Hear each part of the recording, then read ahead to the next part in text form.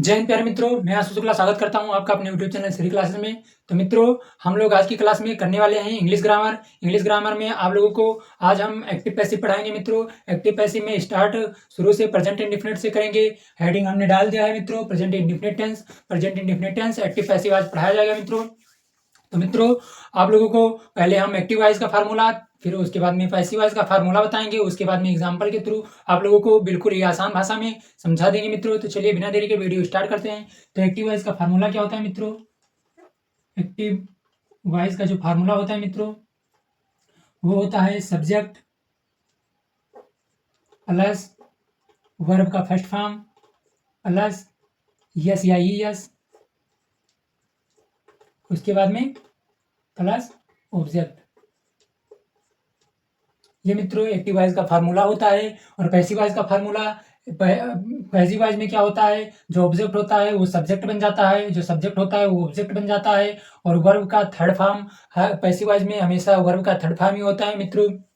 और टेंस के हिसाब से आप लोगों का हेल्पिंग वर्ब आ जाता है मित्रों। तो चलिए पैसिव वॉइस का फार्मूला देख लेते हैं प्रेजेंट इंडेफिनिट का। प्रेजेंट इंडेफिनिट का पैसिव वॉइस का फार्मूला होता है मित्रों, आपका जो ऑब्जेक्ट है वो आगे आ जाएगा। ऑब्जेक्ट हो गया मित्रों। उसके बाद में आपका हेल्पिंग वर्ब आ जाएगा इज एम आर।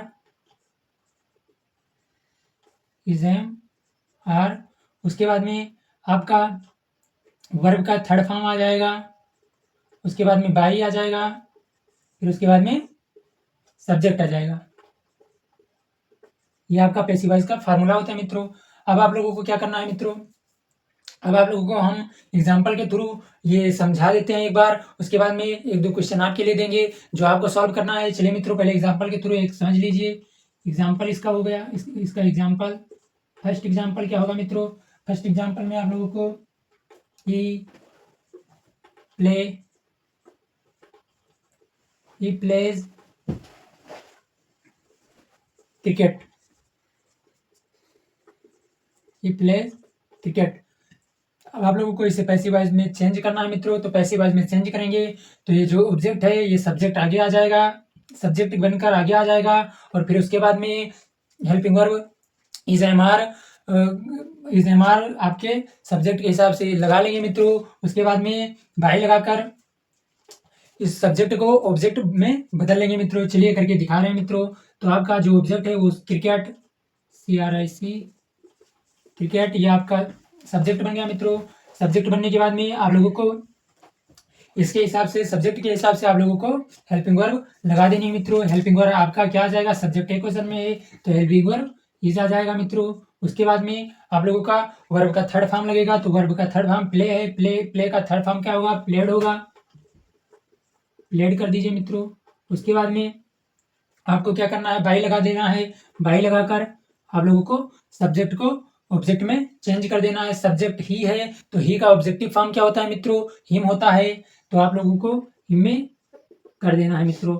आप लोग अगर ऑब्जेक्ट फॉर्म नहीं जानते हैं मित्रों तो हम इस साइड में बता दे रहे हैं, आप लोग उतार लेना मित्रों। चलिए एक बार बता दे रहे हैं और आप लोग लिख लेना, और बार बार नहीं बताया जाएगा। तो मित्रों, आई का जो ऑब्जेक्ट होता है वो मी होता है। बी का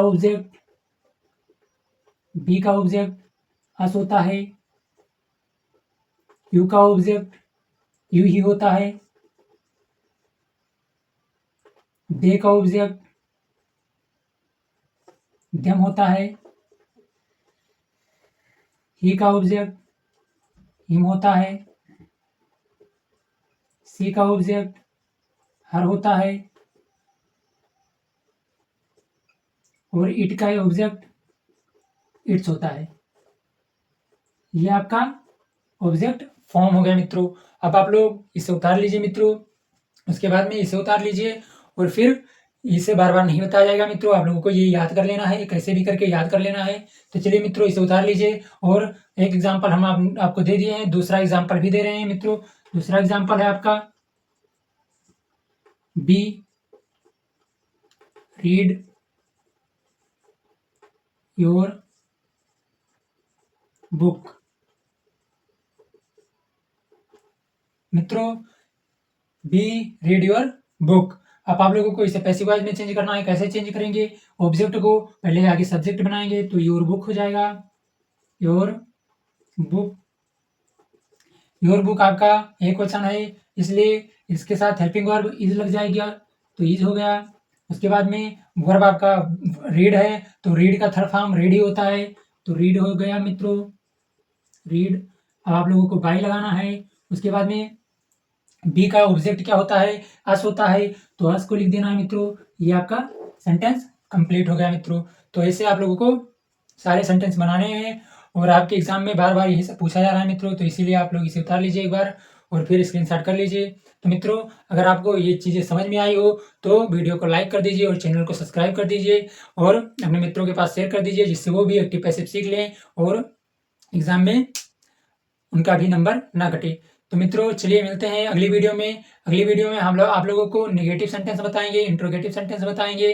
तो मित्रों, चलिए मिलते हैं अगली वीडियो में, तब तक के लिए धन्यवाद। जय हिंद, जय भारत।